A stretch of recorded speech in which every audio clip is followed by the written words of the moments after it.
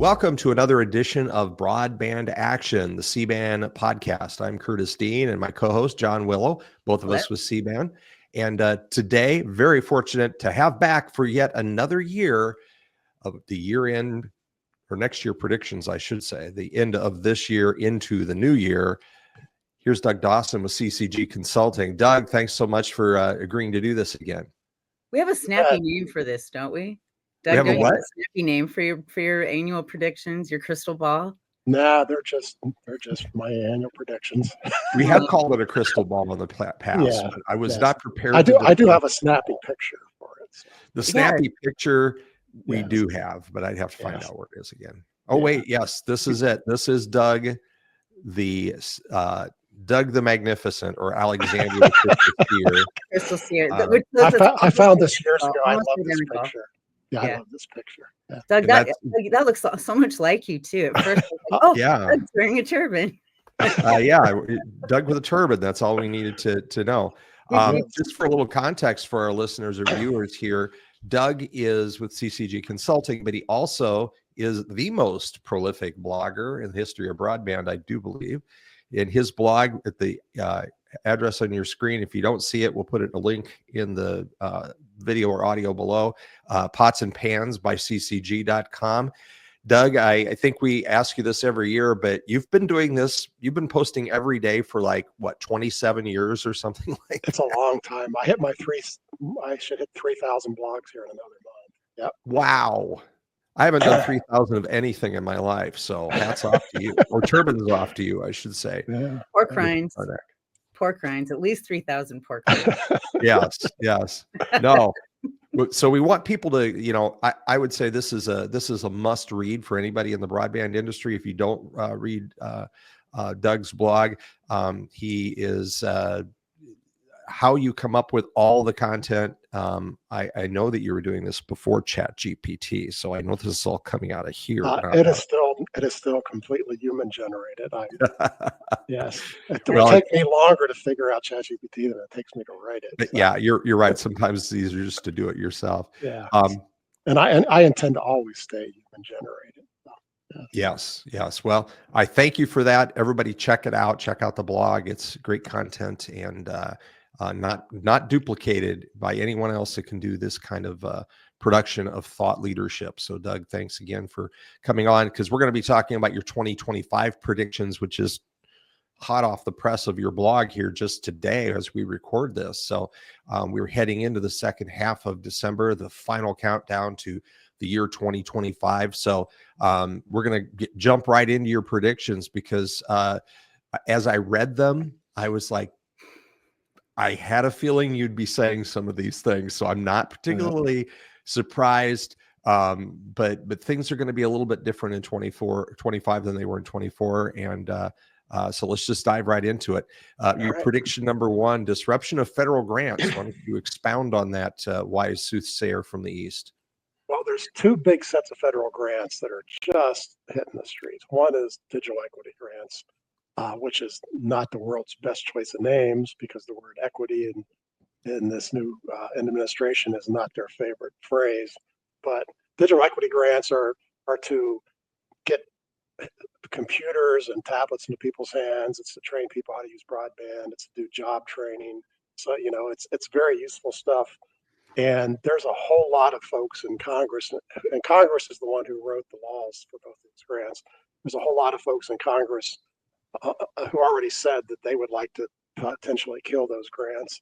So they're either and they haven't awarded any of them yet. The first round of grant applications was unfortunately 2 years late. It should have happened 2 years ago, but it just happened in a month or so ago. I guess 2 months now.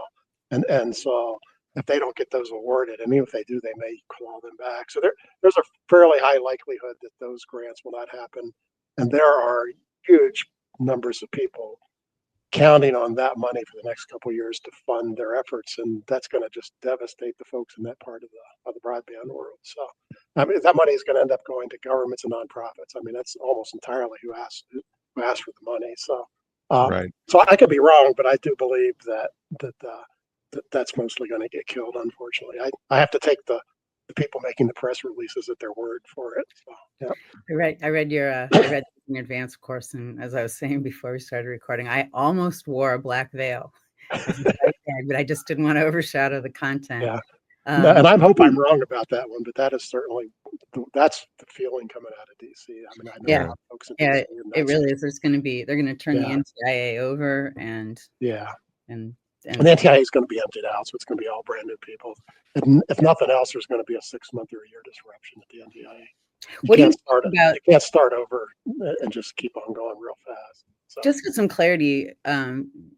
That when you say the grants that are awarded, so states like Michigan, who are just waiting for disbursement now, the first several states to have their digital equity plans approved, and do you think that like everything's on the chopping block, or do you those are absolutely on the chopping block? So I think that they could just say, "Oops, we didn't mean to give that to you." Yes, and certainly the NTIA grants that were just filed directly from the NTIA, there's a pretty good chance those will get killed.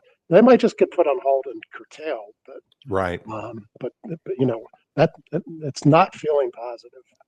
So, we have so much common ground too, when it comes down to it. I know I work in a pretty conservative area, and Doug, you do too, and Curtis, you're in Iowa, so you've got a state in the union currently, and the thing is we all are thriving working in broadband here, because it's when you don't put a lot of extraneous vocabulary on it, everybody wants what it contains. And so I think one of the big tasks ahead of us, if we're going to have any, not just sit passively by, is to make sure that Congress understands the message, that Congress understands what they're really doing, and maybe there's work we can do on the local or regional levels to get Congress's attention, or to make noise about it. I don't know. Now, these efforts been around a long time, not to this magnitude, and I believe a lot of states will step in now that the idea is out there, that people find ways to do it. I mean, in my part of I'm in Western North Carolina, which is very conservative for the most part, and without these grants, the folks here have actually completely developed a plan for computers and cell phones for people, and their plan doesn't rely on grants. And so, so there are ways to do it. It's just a heck of a lot harder. So, I mean, these grants were essentially going to fund people to do all these activities, what they were going to do. Right. So it's going to we're going to go back to where it has been is what will happen. So the movement is there to do it. I was just chatting with Curtis. A county that comes to mind is one in Missouri I work with, incredibly conservative county, and they want to use this money for the elderly population. Their elderly folks just do not use the internet. They're scared to death of it because of hacking and stuff. And they have a large immigrant population, and they want to get these people caught up to everybody else. To them, that does not feel like anything out of the way. These folks, they're as conservative as conservative can be, but they think this is two very highly important things for them to get done. They're not going to be at all happy if they don't get these grants. So, In Benzie County, where I'm working, everything was born of a community demand survey. Right. Where they had some recession relief funds. It's late in the day. They had some relief funds, and they said, okay, we shouldn't just use this money. We should not be in a vacuum. So they did a community demand survey, and people said there were 3 problems: childcare, housing, and number 1 was broadband. Right. And so so it hasn't really been partisan. And I think that's why I hold out hope that good work can still be done at the local level, because when their work started in 2019, they weren't even thinking about grants. And I have been to 100 county meetings and all over the country where the county commissioners said broadband was their number 1 issue. I mean, this is not an unusual situation. So I think Curtis and I were in one together where they said that. Yeah. So, and they by the way, I want to know what world we live in where it's late in the day at 1 o'clock in the afternoon. She's an early riser. I woke up at 4 o'clock this morning with a busy brain. So. There we go. She had to take care of the chickens this morning and the bees. So the life of a quasi farmer. Yeah. On the grant funding though, too, we talked a little bit about digital equity, the Let's talk likelihood about that that's going to be clawed back. yeah. What about the infrastructure dollars? Are we still The going to see those infrastructure hit out? dollars. Yeah, they're just hitting the road. I mean, Louisiana actually made their tentative awards. Nobody else has gotten there, but we're heading towards. By the end of the year, there will be probably 7 or 8 states with their portals open. By January, there will be another 15. We're getting on the verge of them analyzing, getting ready to give these grants out. Again, there are a lot of senators who want to at least disrupt these. There's a bunch of rules in those grants that they don't like. Again, this is very partisan politics because the Congress created the rules, but that was a Democratic Congress. And so they like mostly, I don't think they're going to kill the grants. They like the broadband that's coming. They don't like some of the rules. Some of these rules really add to the cost of the grants. It's actually an improvement of the process if they get rid of them. And so, my list of things I don't like about it kind of looks the same as their list. So, ISPs would be very happy if they end up doing this. But, for instance, there's a requirement that you have a very low rate for gigabit broadband.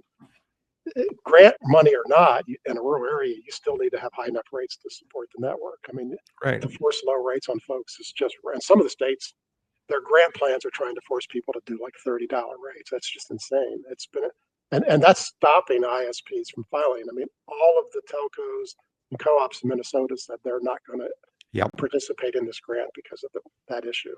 So if they come through, put it on pause, and fix some of those, that it would actually be an improvement.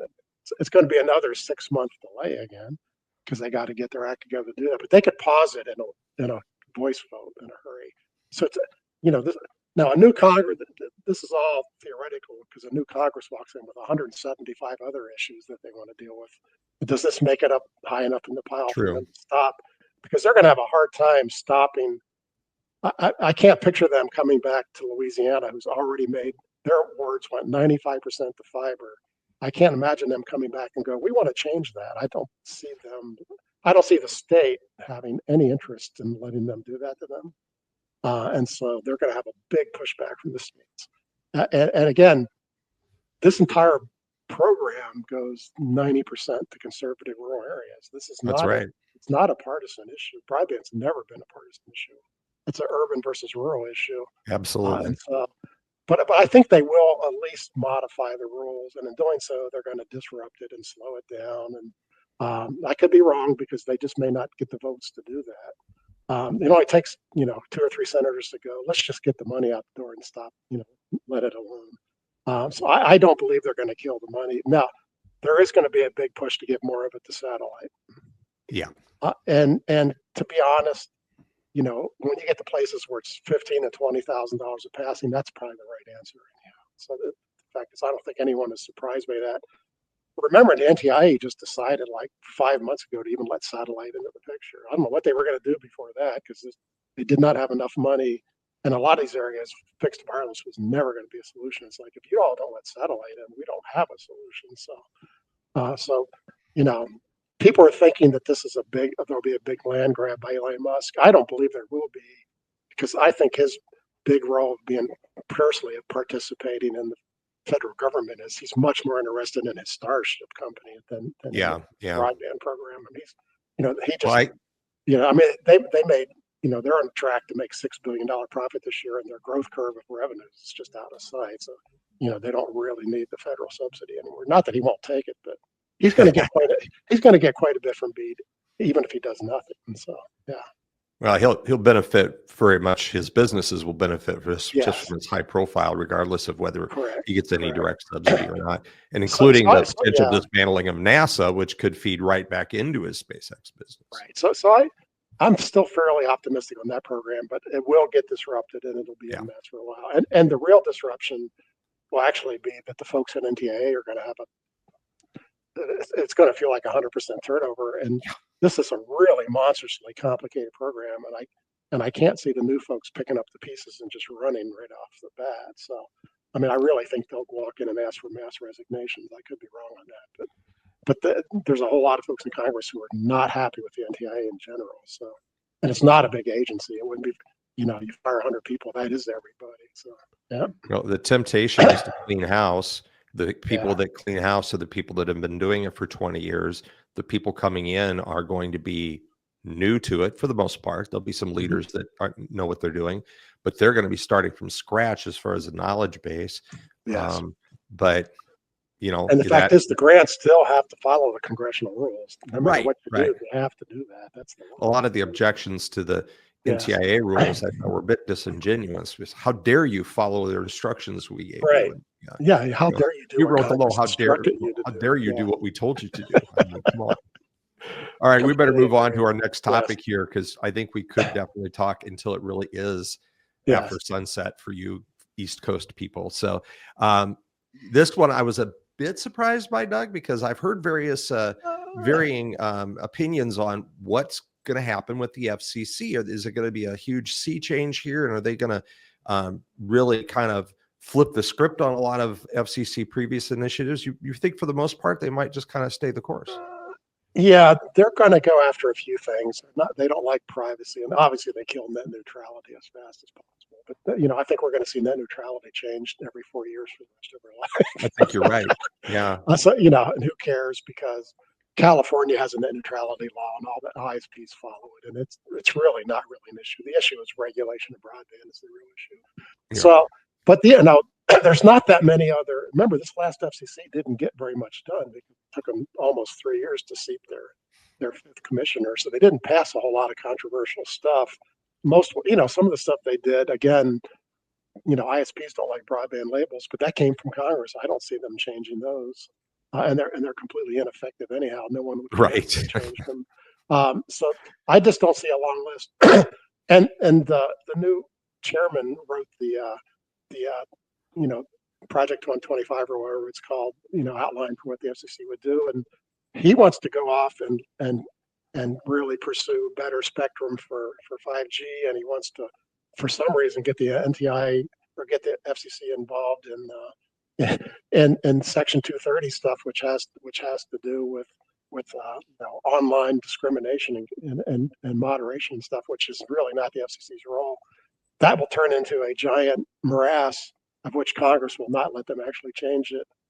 On top of all that, we now have an FCC and all federal administrative agencies that are going to be crippled by the Supreme Court ruling that they can't really do anything that Congress didn't specifically tell them to do. So they don't have a lot of things they can do, because everything they do ends up in a lawsuit, and those lawsuits are taking 3, 4, 5, 6 years to clear. So they probably can't do anything momentous that would clear in the next 4 years. I mean, that's the reality, no matter who's in there now. I mean, the real issue is the Supreme Court hobbled them. So I don't see any big changes there. And if they pursue, more spectrum, and again, Congress has to give them back the authority to have an auction, so they, otherwise it's kind of hard to get that spectrum out the door. So I don't see a big changes there. Most of what the FCC does is mundane, and mundane stuff still has to be done. So Blair Levine just called Jessica Rosenworcel the least consequential FCC chair in however many years. I don't know. We've had a pretty good string of them. Yeah. Where does Carr fall on that spectrum? Do you think he's going to be good at steering the boat? Well, again, these new Supreme Court rulings kind of make it hard for him to do anything real consequential. Yeah. He's certainly going to reverse those few big things that nobody liked, but and they haven't taken effect yet. They were under lawsuits too. I mean, it's not like not like they're being implemented, so nobody will notice. I think the FCC, I think the Supreme Court ruling makes it hard for anyone to be good at it from now on. Now, we'll see that. And it's not just the FCC. We're talking all the federal agencies have the same new handicap. So, and that's real. For folks at home who don't know all that stuff, that probably sounds like, what the hell are these people talking about? We do get into inside baseball once in a while, but yes, the folks that are driving right now that are getting blurry-eyed because of the topic, come back later. We'll talk about that. I think it's mostly industry people that listen to podcasts about industry stuff too. So I doubt if we've got any soccer moms on their way to practice right now that are listening to this in their car. Let's move on to your next prediction. FWA, which stands for Fixed Wireless Access, will have another strong year. Is this just because of the necessity of the connections that need to be made yet are necessitated for a technology that, like FWA, that is more affordable? I completely think it's an affordability issue. I mean, Yeah. Cable broadband is essentially hit $100, and so this stuff is $50, $60, and that's the attraction to it. And so I think they've been adding 900,000 new customers a quarter now for 3 years. Wow. They're going to do it again for this coming year. And there are 10 million households now. 4 years ago, they were none. I mean, that's a pretty amazing new industry. They're collectively now they're like the fourth biggest ISP in the country. And so, and they're, eventually they'll catch Verizon, even though Verizon's one of these guys. But, and so, they're probably going to top out at 15 or 20 million. There will be a market cap on it. And so this is not the year it's going to slow down, I don't believe. So.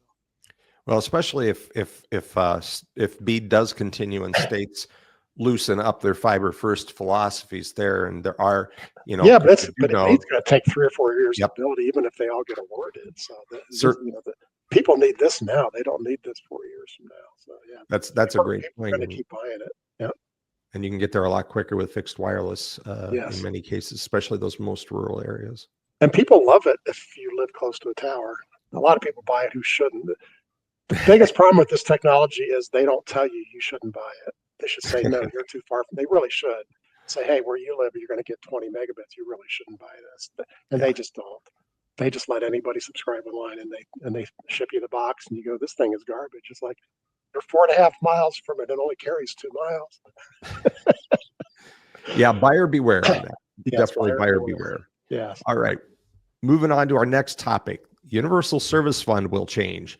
This makes me both happy and a little bit frightened. Oh, well, this is the one where I flop back and forth on predictions because, this has been put in front of the Supreme Court. The ninth District Court said that the Universal Service Fund is unconstitutional and that the tax they levy is an abomination. And so and then 2 other district courts said that it's just fine, and so that has to go to the Supreme Court. You get rulings that different. So they didn't have any choice to take it when you have those kind of rulings. And so they either are going to say it's still okay, or they're going to say the FCC overstepped. And again, this is one of these nuanced issues. The real question is, has the FCC done more than they were supposed to do? Nobody, Congress, the new White House, nobody thinks they should kill Universal Service Fund because it takes care of schools and libraries and rural healthcare clinics. I'm not a big fan of RDOF, but it supported it. What is coming up that I love is the 5G Fund for America to put out rural cell towers. And there's no rural county who doesn't think that's a wonderful idea. Oh yeah. And so it does wonderful things, this fund does. But the question is the mechanics wrong? If it turns out that the Supreme Court says it is, Congress will just pick up the pieces. They're not going to let this die. There's no chance in the world they're going to let it die. The other issue is the funding is horrible. The funding, when the court called it an abomination, they were not wrong. No. When this first came in, we had a 10 and 15 cent charge on our phone bills to pay for this. Now it's $2-3, and that's crazy. That's a tax now. That's not a little tiny fee that you don't notice anymore. And the only people that are paying into it are people with landlines. Which still means a lot of businesses. There's a lot of landlines, and so those folks should not be paying for. They should not be the only ones funding rural cell sites. I mean, this is just not the right solution. So they need to expand the payment base, and the new chairman of the FCC is in favor of doing that. Ted Cruz, who's going to be in charge of the committee in Congress, he's for that. They all have a different opinion of who they go after the money for, but nobody's talking about ending it. Congress could take this over anyhow. They might just preempt the Supreme Court and say, let's just take the darn thing over. I've heard that speculation as well, which that gives me more pause, honestly. The only problem I have there is if it goes into annual appropriations, every year you have to worry the FCC won't give, or the Congress won't give them all the money. And you also have this issue that and the occasional government shutdown, then that shuts down. It's like, whoa, that's not a good thing. Yeah, there are pros and cons for There's sure. pros and cons to both. So, and there are pros to doing it that way too, because so it's going to change. It's going to change. Particularly, I think the funding mechanisms almost automatically got to change. It's really to the breaking point. So, and I think everyone agrees on that. The question is, do we, who do we charge? Do we charge Google and those guys? Which also I personally think is a little insane myself. I don't think that's the right way to go with it. But, what do you think is the right way? I'm hearing. I feel like you've got a lot of optimism. well, I think spreading it to broadband is good enough. Instead of $2 on a phone line, we're back to 50 cents for every telephone line and broadband customer, and it's to support broadband issues. Why not spread it on? Everybody has broadband. Yeah. What about mobile? Oh yeah, absolutely. Yeah. So let's spread it across to all the people. Mobile, particularly, the biggest new use of this fund is to put rural cell sites. They should be paying for this. They, you may live in a city, but you know what? You drive out to go to the farm or see your mother or whatever who's in the country, and your cell phone doesn't work. They need this too. So, and out here, I live in a rural area. A big concern for us, of course, is healthcare. It's very hard to find practitioners, specialists in particular, and we're really blessed to have great state hospitals and a great research hospital in the state of Michigan. But and some of that can be done with telehealth, in coordination with the local community hospital and local providers, but not in communities that that don't have the broadband at all. And the people who are most affected, who most need those services, are the people who are least in the position to pay for the infrastructure to provide them. I live in the mountains. I mean, I can almost look out my window and see where the cell phones don't work. Got a lot of open sky out where you are? No. We literally have mountains on all four sides. That's not a good place to put cell towers around here. Yeah. And they're mountain after mountain after mountain after mountain. So yeah. So it really is bad here, but it's not unusual. Half of the East Coast is Appalachia. They have the same problem. We have all the Rocky Mountains, same problem. So yeah. So anyway, I hope they fix. I hope they fix it. I think they will. And at the end of the day, I don't think any of us care who pays for it. Pay for it. Yeah, as long as it gets paid for, I don't think we care. Well, I want to know about with your next prediction if you think that's a good witch or a bad witch at the end of the day. This one here. Yep. I think it's gotten insane. See, I spend a whole lot. I actually work for investors a lot, and the people who are buying these companies are not. You think, oh, these are sophisticated folks who want to get in the broadband business. These are little old guys putting $100,000 or $1 million into some fund, and the guy goes, "I got to use this money for something." I think the phrase I use in there is a lot of money on the table. These funds go out and they gather 10, 20, 50, $100 million, and they have 3 or 4 years to spend it, or they have to give it back to the investors, and then they never get to ever raise another fund if they're dumb enough to let that happen. So these guys are desperate to make investments, and this is the sexy one of the year, right? A lot of these businesses do not need to have. Some of the prices they're paying 20 times the revenues. That means if the business doesn't grow, they don't get their money back for 20 years. That's not a good investment. I don't see these things being successful, but it's going to keep happening. There's no person building fiber who hasn't had the phone calls. Some of them get them every week. I mean, do they know? Do the people? So these investors aren't really disclosing how expensive and burdensome it is to run a small fiber network, right? No, how low margin it is and how volatile and well, that's the thing. Broadband networks are very low margin. I always called them the cash cow business. You make good cash once you've gotten over your initial debt, but return wise, if you make a 7% return, you have a magnificent network. That's not the kind of money these guys are looking for. Right. So, yeah. So I don't understand it. So I think it's bad witch if we got to put a witch on it. I think these guys are chasing the wrong thing. So yeah. What do you think it would mean, in a broader?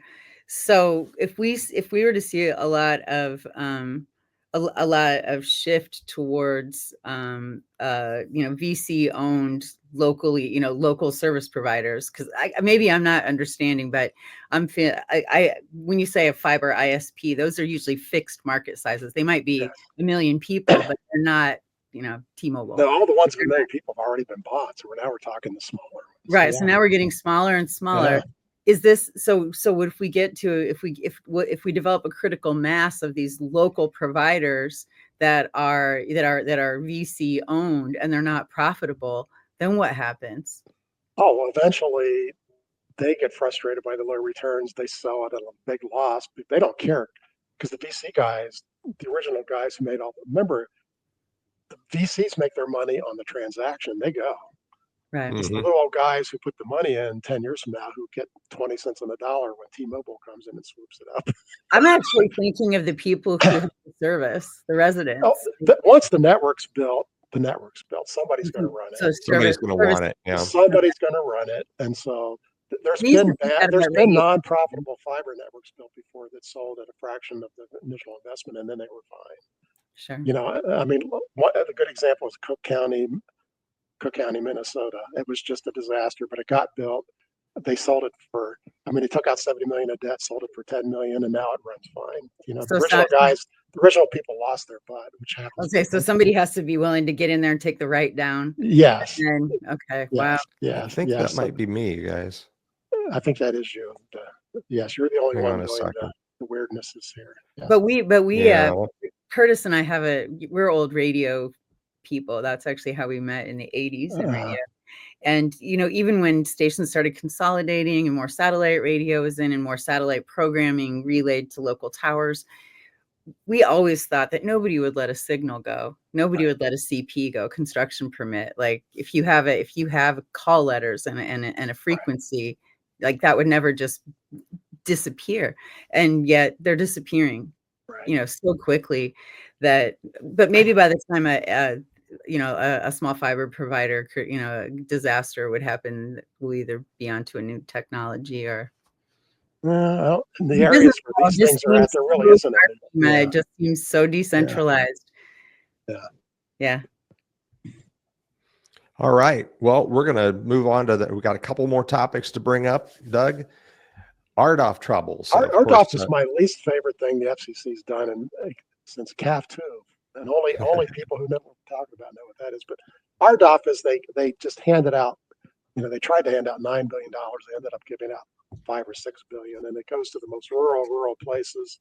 And then they gave these people 8, 9, and 10 years to build their network. So now we're 4 years into it. It happened in 2020, and an awful lot of those networks have not been constructed. And so, and I'm hoping that the FCC steps in this year and starts yanking back the money from the guys who didn't actually do what they're supposed to do. Meanwhile, we've had a whole lot of defaults in the last year where people go, what? I'm not going to be able to do this. And the reason for this is a long explanation, but people didn't take enough money. This was a competitive bid, and people took a tiny little amount of money for some reason, and now they can't make it work for what they're getting paid out of the subsidy. So we've had some pretty significant defaults this year, like Mercury Wireless. And so I think we're going to see more of those people who just walk away. And I think they're going to walk away because at the end of this year, they were supposed to be 40% finished. And if you're not, you're clearly in trouble. If you're not 40% done now, I believe the FCC will actually yank your money back, or Congress will. So it's going to get even. And anyone who lives in these areas ends up with no broadband. They're not in the BEAD grants. And there's no other grant programs on the horizon. I don't know who's, and they are the rural of the rural. These are not the good places. These are actually worse in most cases than the BEAD places. These are really rural places. So there's going to be a whole lot of folks. I've predicted all along that we're still going to have 5 million, 6, 7 million people without broadband in rural areas, even after all this happens, after these grants happen. And it's all because, again, we could talk all day. It's the mapping. The maps never actually identify people who need it, so and they still are going to need it, and so we'll get there. The need will continue beyond all the grant rounds that we've seen in the past few years. And talk Starlink all you want, but they can't serve 15 million people. They do not have the capacity, and they will not. So All right, we're going to go on to our final prediction, not ours, Doug's final prediction for 2025. Cable companies will tame the losses. Boy, they have been taking it in the shorts the past couple. They've been taking it in the shorts, but they have refocused. They are really aggressively giving out low prices to get people signed up. Now, again, they're going to sneak back and charge them $100 after 2 years again, but they're really trying to cut their losses, and they've done a pretty good job of it. They were on a really ugly trajectory there, but I think that, now when I say big, I mean Comcast and Charter. Right. Some of the smaller, I mean, Altice is just sinking like a rock. Altice is the new Frontier. Frontier for years, it looked like, it looked like a fish sinker that took water on, choom, straight to the bottom, right? So Altice is in that position, but some of the other little ones are not doing very well either. But I say little, we're back to they only have 1 million customers. Right. So some of those guys will continue to lose customers, but most of them are doing way better than they had been doing. So I don't think we're going to see the big losses there anymore. Now they're not going to start growing again, and their stock prices were completely dependent on. We had almost 15 years of straight growth. I mean, their stockholders got very spoiled. Yeah. So are we going to see more consolidations in the cable industry? That might be the way for the big guys to do that. We might see Comcast and Charter buy in these medium-sized ones. I haven't. That's one way for them to get economy of scale. So it's certainly possible. We haven't really seen any of that in the cable world for a while. I remember the last big rush of that had people like Adelphia and all getting bought up. It's been a while. Right. So that would be interesting. There's been no talk of it, but this is not venture capital money now. This is stockholder money. And right. They seem to rather use their extra money to buy back stock rather than make investments. Surprise. Yeah. All right. Well, I want to make a bonus prediction request. Please. May I? It's based on a very personal experience. I recently finally became too frustrated with my cable television provider providing my internet service to me. And so in a fit of desperation, I switched to a mobile provider. That switched to T-Mobile. They started offering. I live in a very rural area, so that and I live in a place full of very tall pine trees. So I was super skeptical, but it's actually working fine. And so I wonder, is that going to be an inroad? Do you see a lot of growth? Do you see a lot of growth in the near term there? Because I really don't live in an area where air signal has been effective before. And they're doing it. And that's the FWA prediction we were just talking. That's what you want. So the trouble is you're getting it, but you can drive a mile from your house and it's not good service. Very patchy. Exactly. It's very, very patchy, and it's literally house by house. It almost feels like the old DSL issue. Like, well, I get it, and then your neighbor buys, and he goes, "What did you recommend that for? This is really hard." Well, walk over to my yard; it's good. So it's a very odd technology because of that patch. Will more spectrum help that, though, Doug? Yes, but then it will. But are they going to go make those investments in the rural cell towers? I don't know. Yeah, that's true. So, the C-band spectrum, they could do gigabit speeds on that stuff for 2 miles. And they're starting to actually put that in. I've seen that they're now claiming gigabit speeds in like downtown Los Angeles. And the FCC maps, I don't think they're achieving them yet, but the FCC maps, Verizon is now claiming those kind of speeds. They're getting, and you do see the occasional speed test at 400, 500, 600 megabits. So they're getting way better, but those are expensive, and I don't see them coming to your neighborhood where you have 100 people who can see that tower. Maybe. They're not going to go put a $50,000 or $100,000 investment in for you guys. So you're not going to get those fast speeds. You're lucky to have gotten it at all. Verizon is because a lot of rural towers did not do it. Yeah, a lot of rural towers did not make the upgrade. So yeah. So yeah. I live near the regional airport. That might have something to do with it. So that probably does. There's probably and the regional hospital system. Yes. Yeah, that could happen. Meanwhile, I'm sitting here in a suburb of West Des Moines, Iowa, which is certainly not rural, but it is Iowa, right? And I've got 3 fiber networks within a block of me, and I've got Verizon 5G UW coming through that window right there. And I'm running a speed test right now. The last time I did it, I was around 1.1 gigs. So On Verizon? yeah, Okay. the upload speeds aren't very good, but the download speeds are usually really good. So how come you've been cutting out during the podcast here? That's what I was wondering. That's I won't just saying- throw my provider under the my bus. $50 home internet deluxe plan. Curtis, you got to make your payments in case they didn't. That's tell the you. truth. Yeah. That's exactly what it is. It's the We're gonna hamster follow. that runs the power to my router. It's just gets tired once in a while. You guys. What can I say?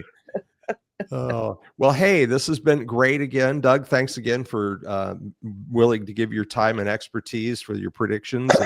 And we greatly appreciate your mentorship to everybody in industry. We really appreciate the turbine.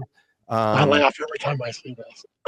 You are the all-seeing, all-knowing soothsayer. And the uncanny resemblance. Uncanny It's resemblance. the crazy looking eyes, there. particularly. Those Yeah. Especially eyes. the bug eyes. I think that's Yeah. what gives it away. I was thinking of the skeleton fingers. Oh yeah, those are a nice touch. Very That nice is- This is what Doug looked like before he started growing a beard about 27 years ago. So And covering broadband probably too. I've been in the industry now for 48 years.